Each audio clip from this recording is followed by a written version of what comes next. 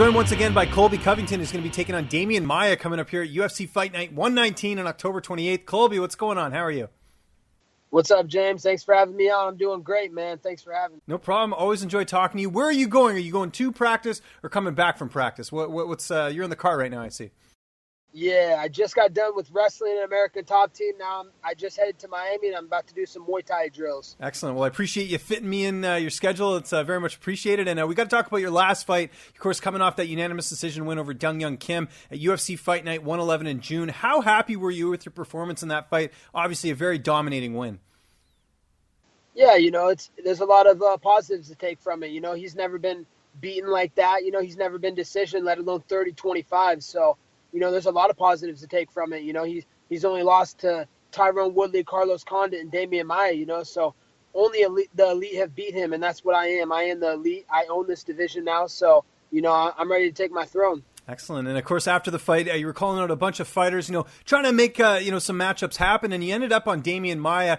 I know this is a big fight, but were you a little bit disappointed you didn't get some of the bigger names out there for the welterweight division? What bigger names is there in the welterweight division? Well, I mean, you were calling out Woodley and stuff. I figured maybe, thought maybe a title shot was going to happen. But, I mean, Maia's certainly a great name, but I'm just saying that I know you wanted Woodley, I think was the fight you wanted. Yeah, of course. Woodley's he's the prime number, the prime name in my scope right now. I would love to get him, but he's already trying to make up all these preventative injuries, acting like he has to get surgery, this and that. But we all know he's just faking it. He's trying to hold out, hoping he's going to get a money fight. But, it sucks that I couldn't get Woodley, but, this is my opportunity to go beat the guy that he just fought, that Woodley just fought. So I go out there and impressively finish Demian Maia and retire him, and it will be known as the Nightmare in Sao Paulo. And then Tyron Woodley is next. I will retire him and put him in that Fox Sports booth for good. And what do you think about the fact that Dana White said that the winner of Robbie Lawler and Rafael Dos Anjos is going to get the next title shot? But I mean, this matchup right here, especially if you win and get a impressive finish, I would imagine that would certainly be a strong case for a title shot as well. When's the last time Dana White said something and he 100% meant it? Yeah. I think we know in this sport that things can change on any given night. So I go out there and finish Demian Maia impressively, like I know I will. I think the tides will turn, and they will see that I'm the king to dethrone Woodley. Robbie Lawler was knocked out in under a minute, so that's not a tough. You can't really sell that fight again against Woodley and RDA. I highly doubt he's getting by Lawler, but if he does, he's been ducking me for a long time, so I don't think he's going to pass me up. So, I think when I go out there and beat up Demian Maia on October 28th in his home soil, that it's going to be a bigger statement. Yeah, and let's talk about the matchup. Maia, obviously great on the ground. You've obviously got great wrestling, great striking, and also great ground game as well. How do you see your skill set matching up with his? I see my skill set matching up well. I'm the most well-rounded fighter in the world right now, and Demian Maia is one-dimensional. He has one outlet to win. That's get you to the ground and submit you. He's not going to do that. I will dictate where the fight goes. I've been wrestling since I was 5 years old, so taking me down is a whole different story. You saw Woodley defend 0 of 23 takedowns, and Woodley cannot hold my jock strap in wrestling. So, you're about to see a whole different level of fighter against Demian Maia, and I'm going to beat him up a lot worse than Woodley did. Who are some of your main training partners at American Top Team? My main training partners, Jorge Masvidal, Dustin Poirier, Gleason Tebow, Carlos Antonio Jr., and also a guy named Adriano Martins. Oh, excellent! Yeah, Martins a great fighter as well. And that's quite the crew of guys, especially with Masvidal. I imagine because he's got his fight coming up with Wonderboy Thompson. Must be good that you guys are kind of getting ready around the same time.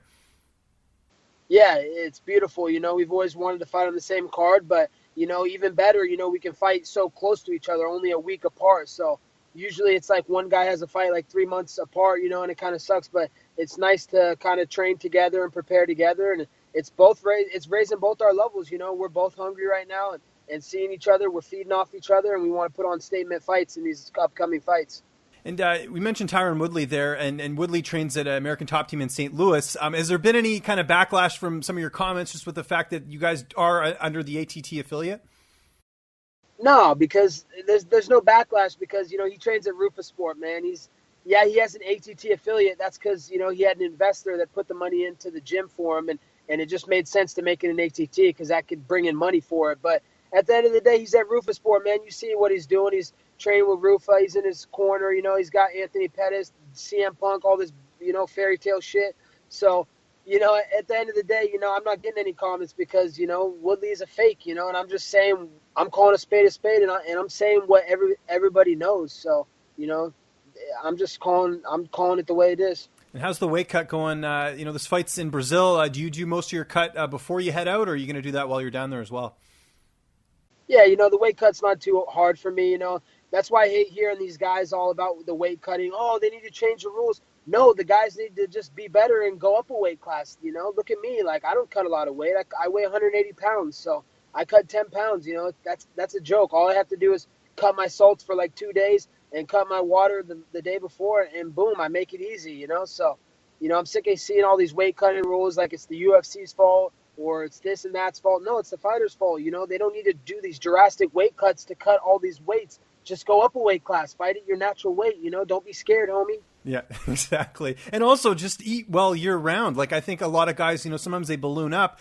Why not just try? I mean, you're a professional. You should be eating pretty well, even in the off season sometimes. What do you think about that?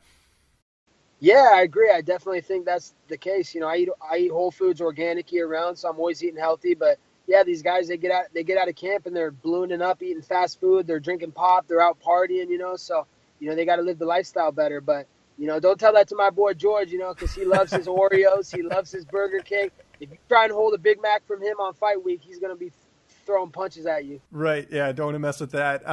October 28th, how do you see this fight ending with you and Demian Maia? Obviously, you're going to win. You wouldn't have taken the fight, but how do you sort of see it unfolding? I see me doing Brazil, doing his family a favor. I'm going to lay him to rest in the first round. I'm going to make his ending, it's going to be painless. He's going to go out in the first round, and he's going to go to the retirement home, which is not going to be too far away. I saw recently, maybe a couple months ago, you competing for, what is it called, Global Force Wrestling, which is Impact Wrestling or TNA Wrestling. How did that all come together with you being on that show?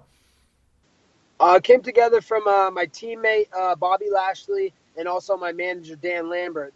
They made the relationship happen, and, it's always something I've wanted to do. I've always wanted to get into pro wrestling. I love the dynamics of it, everything that goes into it. So, that's definitely an avenue that I'm going to be looking to go down in the future. And is that something that you had to clear with the UFC, or are you just able to go kind of do stints here and there if you want to, and, with the wrestling? Yeah, my manager, Dan Lambert, he had to call Dana White and ask if we could be cleared for that. So definitely that's something that has to be cleared with the UFC because I'm in contract with the UFC. So. Right. Okay, that makes sense. Now, as a kid growing up, who's your favorite wrestler? Like, who did you sort of gravitate towards?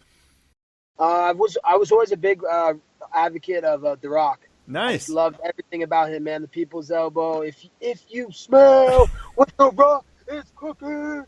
Not bad. Love it. Yeah, the Attitude Era. That was me. I was a pro wrestling fan originally, and in the Attitude Era, that was like the peak of my interest. Was The Rock and Stone Cold Steve Austin and stuff. Those were the glory days, in my opinion. I agree, man. It's watered down. It's washed out ever since. So. That's kind of why we got on the show with Impact.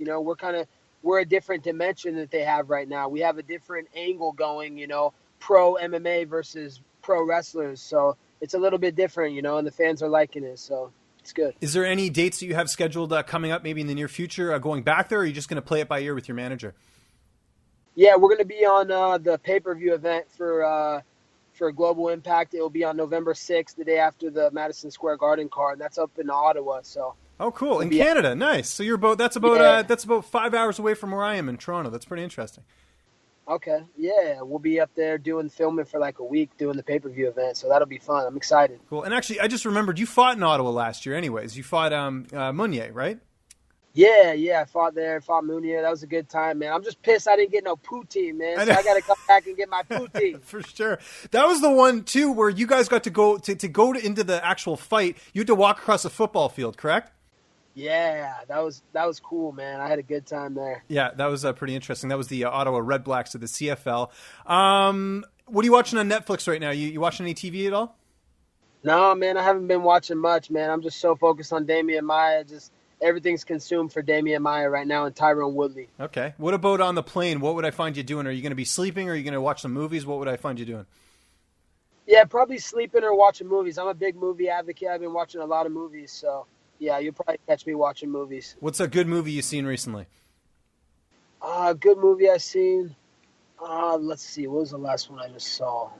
Just came out. I asked the tough questions.